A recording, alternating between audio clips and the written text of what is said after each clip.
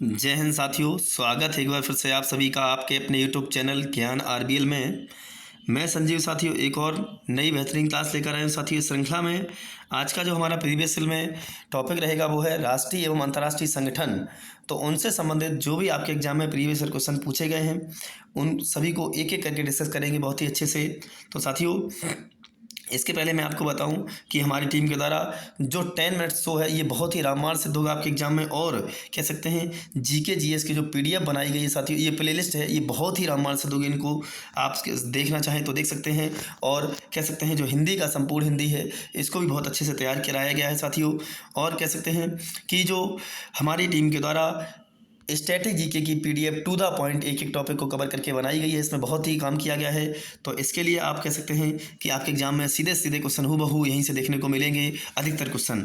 और कह सकते हैं कि हमारी टीम के द्वारा जो ज्ञान आरबीएल ऐप हमारा है उसको आप यदि डाउनलोड करें तो वहाँ से इस पीडीएफ को प्राप्त कर सकते हैं, या हमारे जो इस व्हाट्सएप नंबर पर संपर्क करके इस पीडीएफ को प्राप्त कर सकते हैं।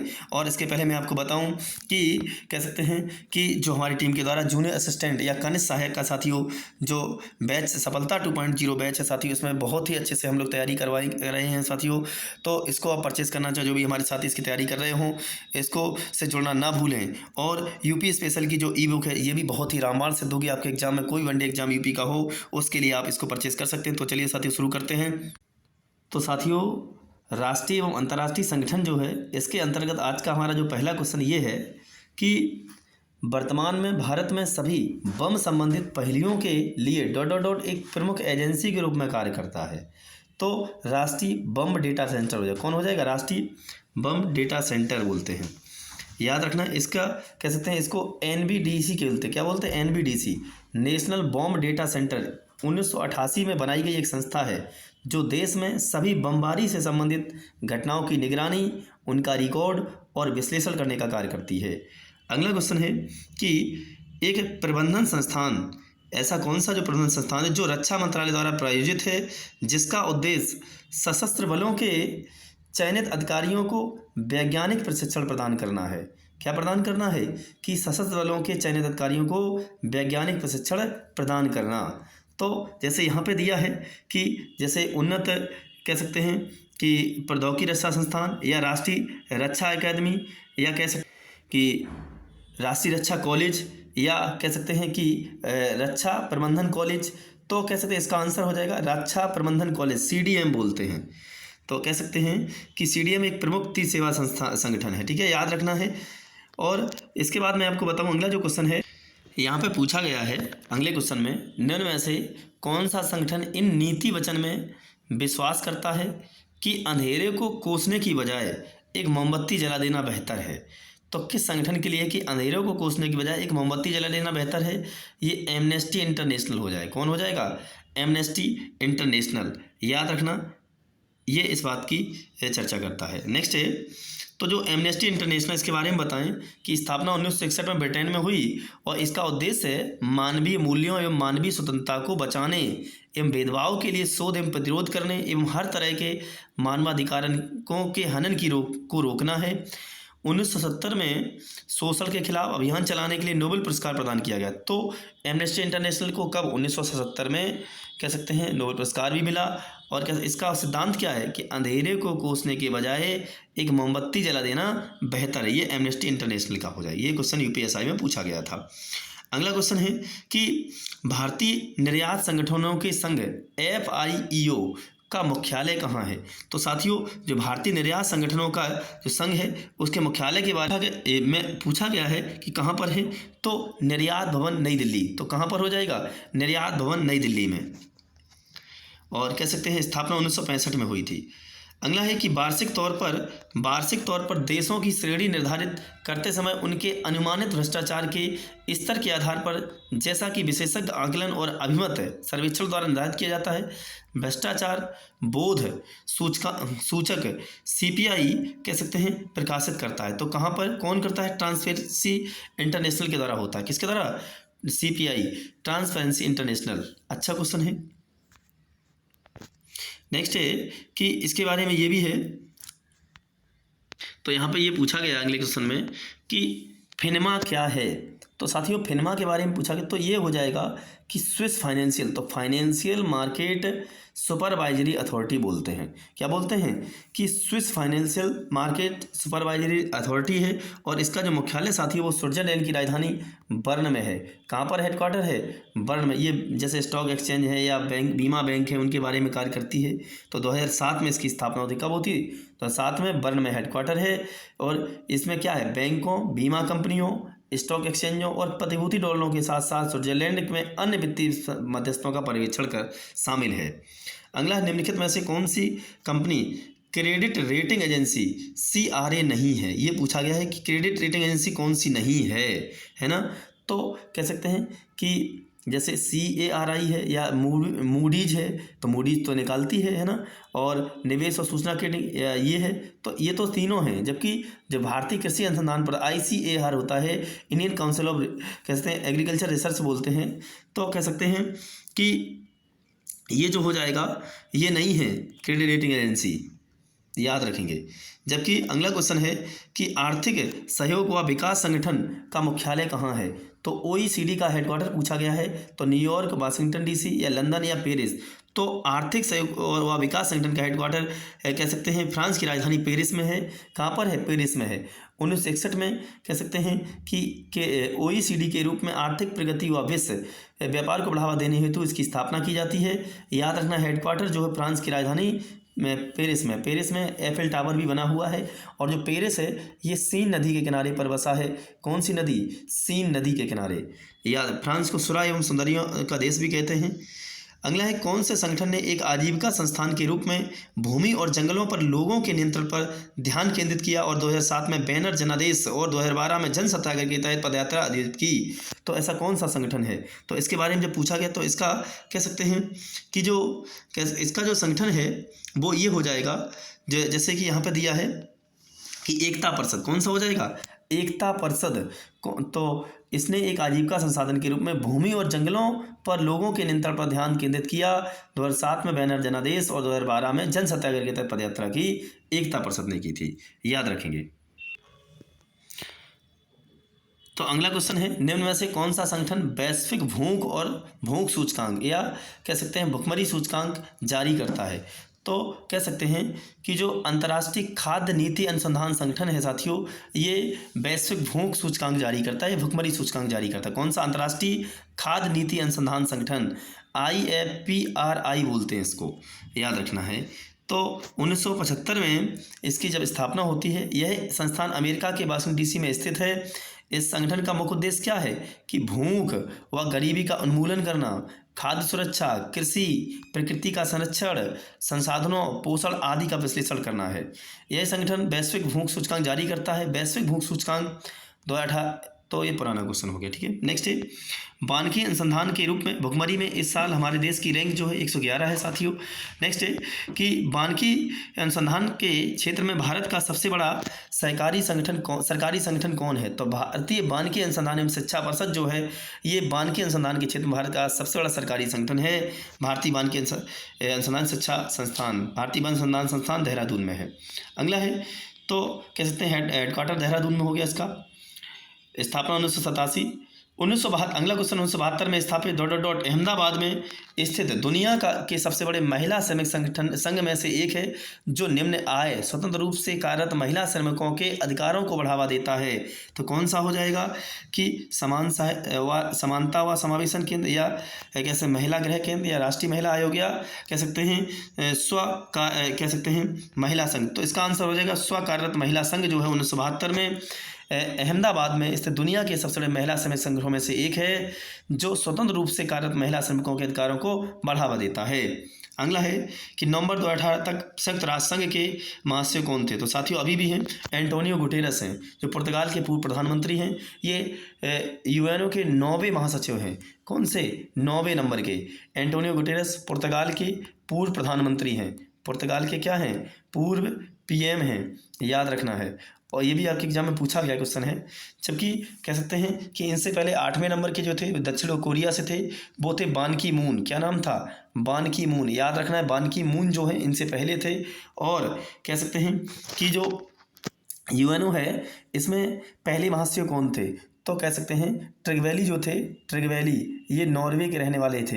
ये यूएनओ के पहले महासचिव थे। ट्रिगवैली नॉर्वे से संबंधित थे। कहाँ से? नॉर्वे। जबकि यूएनओ के पहले एशियाई महासचिव की बात करें तो जो एशियाई थे पहले, तो उनका नाम था यू थांट। यू थांट जो म्यांमार से संबंधित थे। कहाँ से? म्यांमार से, याद रखना है। तो अगला क्वेश्चन है, ये पूछा गया है कि 1985 में सार्क की स्थापना हुई। इस संगठन का पूरा नाम क्या है? तो साथियों SAARC बोलते हैं, south Asian association for regional cooperation बोलते हैं, south Asian association for regional cooperation. तो दक्षिण एशियाई कह सकते हैं देशों का जो संगठन है साथियों, तो इसमें कह सकते हैं यहाँ पे दिया होगा दक्षिण एशियाई क्षेत्रीय सहयोग संगठन, या कैसे, हाँ, तो दक्षिण एशियाई क्षेत्रीय सहयोग संगठन के नाम से जानते हैं, याद रखना है। 8 सितंबर 1985 की स्थापना होती, काठमांडू नेपाल में इसका हेडक्वार्टर है, और 8 सदस्य हैं इसमें इसके, जिसमें म्यांमार चीन को छोड़ दिया जाए तो भारत के पड़ोसी देश आ जाते हैं। तो दक्षिण एशियाई क्षेत्रीय सहयोग संगठन के नाम से जानते हैं। 8 दिसंबर 1885 की स्थापना। 8 देशों का आर्थिक और राजनीतिक संगठन है ये दक्षिण एशिया के, और कह सकते हैं कि हाँ, इसमें कौन कौन से देश? तो भारत, पाकिस्तान, बांग्लादेश, नेपाल, श्रीलंका, मालदीव, है ना, अफगानिस्तान, भूटान। जबकि म्यांमार छोड़ दिया जाए, चीन छोड़ दिया जाए, यही म्यांमार ही पूछा जाता अधिकतर। काठमांडू में हेडक्वार्टर है। अगला है संयुक्त राष्ट्र महासचिव एंटोनियो गुटेरेस किस देश के पूर्व प्रधानमंत्री? तो हमने अभी आपको बताया था पुर्तगाल के पूर्व प्रधानमंत्री थे। अगला क्वेश्चन है, नवंबर 2018 में 33वां आसियान शिखर सम्मेलन कहाँ हुआ था? तो नवंबर 2018 का क्वेश्चन है साथियों, अभी करंट का क्वेश्चन याद रखना है आपको, ठीक है। तो कह सकते हैं करंट में जो आसियान का है, इंडोनेशिया की राजधानी जकार्ता में हुआ था। कहाँ हुआ था? इंडोनेशिया की राजधानी जकार्ता में हुआ था, ठीक है, जकार्ता। लेकिन अब इंडोनेशिया की राजधानी जकार्ता ना होके अब क्या है, अब वर्तमान में इंडोनेशिया की राजधानी वो कह सकते हैं ये जैसे एक द्वीप है, बोर्नियो द्वीप पर इंडोनेशिया की राजधानी स्थापित की गई है, जिसका नाम है नुसंतारा। तो साथियों, तो इंडोनेशिया की जो नई राजधानी है वो बोर्नियो द्वीप पर है। कौन सा द्वीप है? बोर्नियो द्वीप, ठीक है। और राजधानी क्या है? नुसंतारा। क्या राजधानी है? नुसंतारा हो जाएगी, याद रखना है। अगला क्वेश्चन है कि भारत में निम्न में से किस संगठन का सदस्य नहीं है, है ना? तो कह सकते हैं यहाँ पे जैसे दिया है किस संगठन का सदस्य नहीं है, तो दक्षिण पूर्वी एशियाई राष्ट्रों का संगठन, या राष्ट्रकुल, या G20, या दक्षिण एशियाई क्षेत्रीय संगठन का। तो साथियों, जो भारत के बारे में पूछा गया है, तो इसका जो आंसर हो जाएगा वो ये हो जाएगा कि दक्षिण पूर्वी एशियाई राष्ट्रों का संघ। देखिए दक्षिण एशियाई का तो है लेकिन दक्षिण पूर्वी एशियाई का नहीं है, ठीक है, याद रखें। इसको हम आसियान बोलते हैं। क्या बोलते हैं? ASEAN, ठीक है। आसियान का सदस्य नहीं है Bharat. Association of south east, तो दक्षिण पूर्वी हो गया, साउथ ईस्ट एशियन नेशंस, तो association of south east Asian Nations बोलते हैं, ASEAN कहते हैं, association of south east Asian Nations, याद रखना है। और आसियान में अभी एक नया मेंबर बना है पूर्वी तिमोर, जिसकी राजधानी तिमोर लेस्ते है, तिमोर लेस्ते, याद रखें, तिमोर लेस्ते या पूर्वी तिमोर के नाम से इसको जानते हैं, है ना। अब आसियान में कह सकते हैं 11 सदस्य। अब आसियान में कितने सदस्य हो गए? 11 सदस्य हो गए हैं, ये भी याद रखना है। और कह सकते हैं कि जो आसियान है इसका, जैसे हमने आपको बताया कि स्थापना 1967 में हुई थी, हेडक्वार्टर जकार्ता में है, और कह सकते हैं कि इसमें कितने सदस्य हैं? अब 11 सदस्य हैं। नया सदस्य कौन है? तिमोर लेस्ते, जो पूर्वी तिमोर की राजधानी, पूर्वी तिमोर हो गया, जिसकी राजधानी तिमोर लेस्ते है। जो अगला क्वेश्चन है वो ये है कि ईस्ट अफ्रीकन कैंपेन में भारतीय सैनिकों के बलिदान के सम्मान में एनडीए के प्रशासनिक मुख्यालय को ... ब्लॉक नाम दिया गया। तो साथियों, ईस्ट अफ्रीकन कैंपेन जब कह सकते उत्तरी अफ्रीका में हमारे भारतीय सैनिक बलिदान के सम्मान में एनडीए के प्रशासनिक मुख्यालय को नाम दिया गया था, तो कह सकते हैं सूडान। क्या हो गया? तो सूडान हो जाएगा साथियों। नेक्स्ट है सूडान ब्लॉक नाम दिया गया था। अगला है कि जुलाई 1944 में संयुक्त राष्ट्र ब्रेटन वुड्स सम्मेलन में किस अंतर्राष्ट्रीय संगठन की कल्पना की गई थी? तो साथियों दो संगठन थे, आईएमएफ और विश्व व्यापार संगठन। ठीक है, तो विश्व बैंक और आईएमएफ है, लेकिन इसमें दोनों ऑप्शन दिए गए हैं। ठीक है, तो कह सकते हैं कि आईएमएफ और विश्व बैंक, इन दो का कह सकते हैं जो ब्रेटन वुड्स सम्मेलन उसमें जन्म हुआ था। लेकिन देखते हैं इसमें क्या क्या दे रहे हैं। तो सही है, दो संस्थाओं का जन्म हुआ था, बिल्कुल है, और इसमें फुल नंबर भी मिला था, तो कह सकते हैं सभी को फुल मार्क्स मिला था। तो कह सकते हैं कि इसमें आईएमएफ और विश्व बैंक, किसका किसका, विश्व बैंक, दोनों की कल्पना की गई थी। अंतर्राष्ट्रीय मुद्रा कोष एक अंतर्राष्ट्रीय संस्था है जो अपने सदस्य देशों की वैश्विक आर्थिक स्थिति पर नज़र रखने का काम करती है। विश्व बैंक भी अंतर्राष्ट्रीय वित्तीय संस्था है जो ऋण प्रदान करती है। इसका मुख्यालय वाशिंगटन डीसी संयुक्त राज्य अमेरिका में दोनों का है। और कह सकते हैं याद रखना है, दोनों ने 1945 में दिसंबर में कह सकते हैं काम करना शुरू कर दिया था। अगला है, किस संस्था को अत्याचार के खिलाफ अभियान के लिए 1977 नोबेल शांति पुरस्कार से सम्मानित किया गया था? तो साथियों ये पूछा गया है 1977 में। तो ये क्वेश्चन एक बार और आ चुका है। तो एमनेस्टी इंटरनेशनल को कह सकते हैं 1977 में नोबेल शांति पुरस्कार से सम्मानित किया गया था, याद रखना है। नेक्स्ट है, बिमस्टेक एक उप क्षेत्रीय समूह है जिसमें दक्षिण एशियाई एवं दक्षिण पूर्वी एशिया के 7 देश शामिल हैं, जिनका मुख्यालय कहाँ है? तो बिमस्टेक पूछा गया है साथियों। तो बिमस्टेक का मुख्यालय जो है वो बांग्लादेश की राजधानी ढाका में हो जाएगा। तो बे ऑफ बंगाल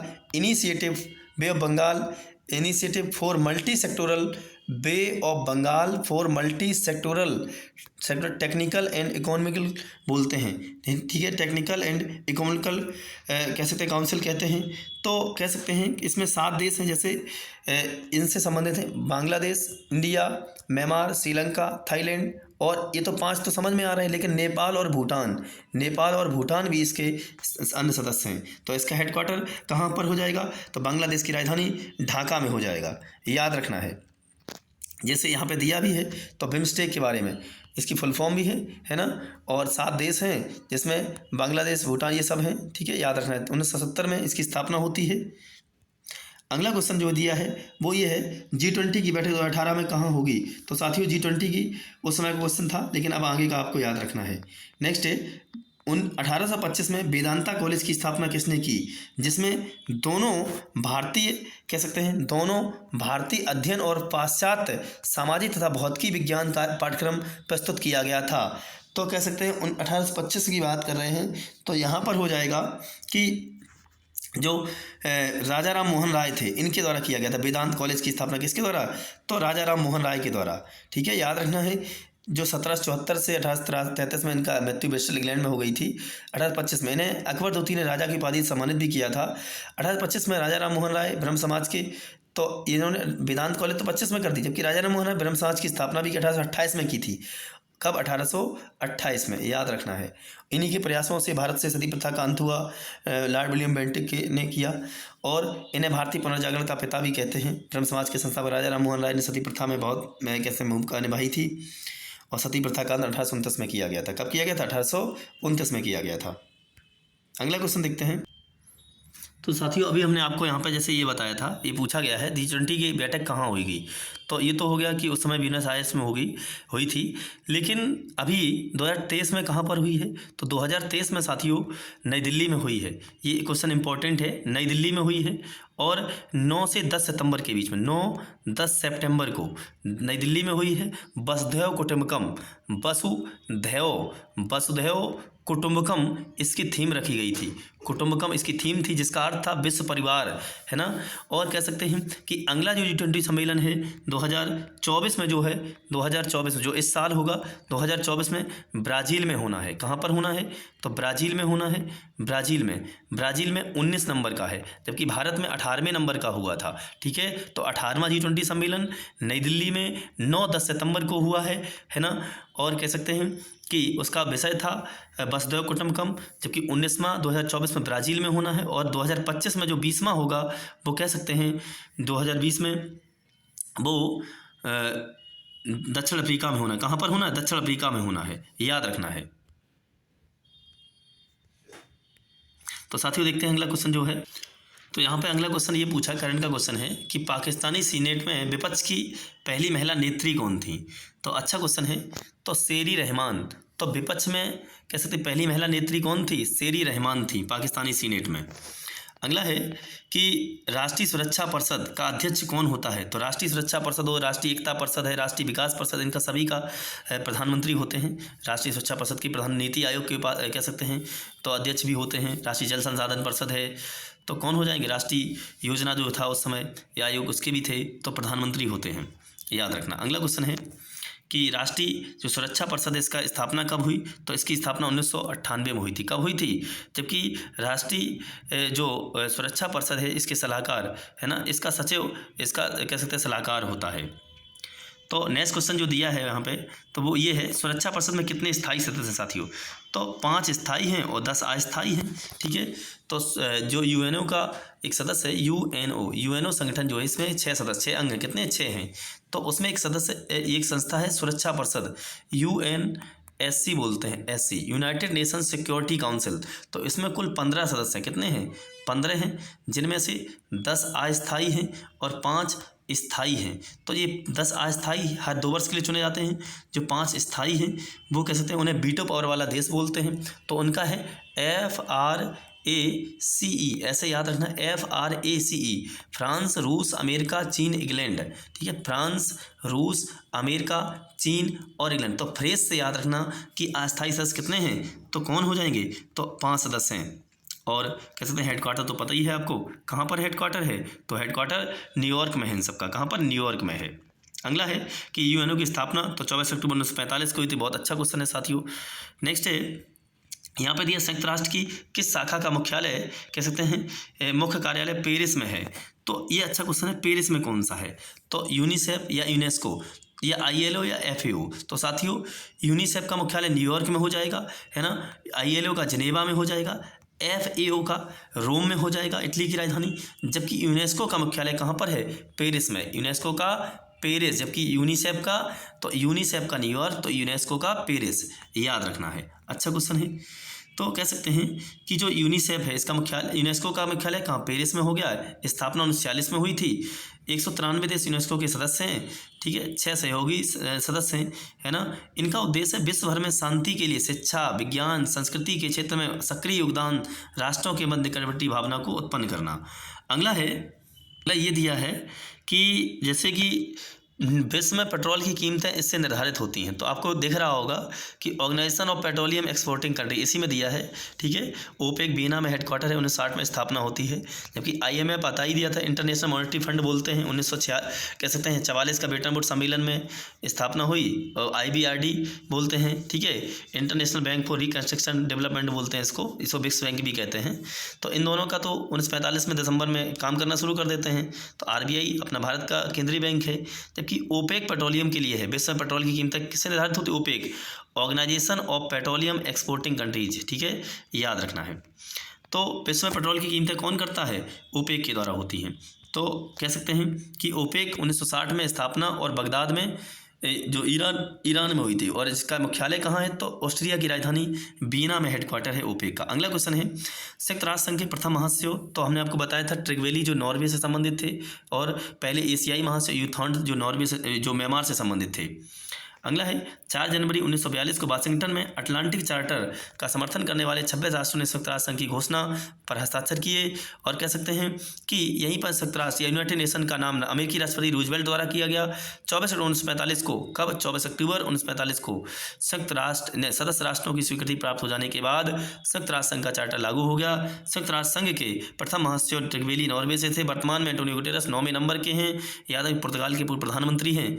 और संयुक्त राष्ट्र दिवस 24 अक्टूबर को मनाते हैं। अगला क्वेश्चन है, संयुक्त राष्ट्र का चार्टर कहाँ बनाया गया था? तो अभी हमने आपको बताया कि जो संयुक्त राष्ट्र का जो चार्टर था वो कह सकते हैं कि सैन फ्रांसिस्को में हुआ था। कहाँ पर हुआ था? San Francisco. अच्छा क्वेश्चन है साथियों, सैन फ्रांसिस्को में। तो देखते हैं अगला जो क्वेश्चन हो जाएगा। तो अगला क्वेश्चन ये पूछा गया है कि निम्न में कहाँ पर इंदिरा गांधी राष्ट्रीय वन अकादमी स्थित है? तो इंदिरा गांधी राष्ट्रीय वन अकादमी साथियों ये देहरादून में है। कहाँ पर है? देहरादून में। तो कह सकते हैं कि उत्तराखंड के देहरादून। और स्थापना के बारे में, जैसे भारतीय वन महाविद्यालय के नाम से वर्ष 1938 में स्थापित इस संस्था का मूल उद्देश्य वरिष्ठ वन अधिकारियों, जो IFS अधिकारी होते हैं, इंडियन फॉरेस्ट सर्विस से वरिष्ठ वन अधिकारियों को प्रशिक्षण प्रदान करना, है ना। 1987 में राष्ट्रीय वन महाविद्यालय का नाम बदलकर इंदिरा गांधी वन अकादमी कर दिया गया है। अगला है कि निम्न में से ग्रुप 15 से संबंधित देश कौन है। तो ग्रुप 15 से संबंधित देश कौन हो जाएगा, श्रीलंका हो जाएगा। तो देखते हैं क्या है कि ग्रुप 15 से श्रीलंका से बस 1989 में बेलग्रेड में आयोजित 90 गुटनिरपेक्ष शिखर सम्मेलन के दौरान ग्रुप 15 का गठन किया गया। वर्तमान में इस समूह में 17 देश, जैसे कौन कौन से, अल्जीरिया, मिस्र, Kenya, Nigeria, Senegal, Zimbabwe, Bharat, Indonesia, सब आदि देश हैं। नेक्स्ट है, आगे देखते हैं, सार्क का मुख्यालय काठमांडू में है। कहाँ पर है, काठमांडू नेपाल की राजधानी, सार्क का हेडक्वार्टर है, ठीक है। और 8 दिसंबर 1985 को स्थापना होती है, 1985 को, है ना, याद रखना। सार्क में हमने आपको बताया था, याद रख लेना, म्यांमार नहीं है, चीन नहीं है भारत के पड़ोसियों में, जब आएगा तो चीन बाद में देगा, पहले म्यांमार ऑप्शन देता है। नेक्स्ट है, तो कह सकते हैं कि अंतर्राष्ट्रीय न्यायालय का मुख्यालय कहाँ है, तो द हेग नीदरलैंड में है। कहाँ पर है, 1946 में स्थापना होती है इसकी, दी हेग नीदरलैंड में इसका हेडक्वार्टर है।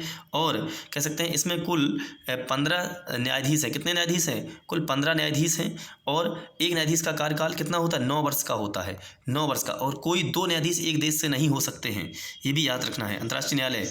जबकि मैं बात करूँ कि कौन सा देश 7वें अंतर्राष्ट्रीय सैन्य खेल परिषद, तो यहाँ पर साथियों ये 1946 का लेना, ठीक है, 46, देखिए नीदरलैंड। कौन सा देश 7वें अंतर्राष्ट्रीय सैन्य खेल कह सकते हैं परिषद, सैन्य विश्व खेल 19 की मेजबानी करेगा। तो साथियों ये क्वेश्चन उस समय का करंट का क्वेश्चन है, इसको छोड़ देंगे।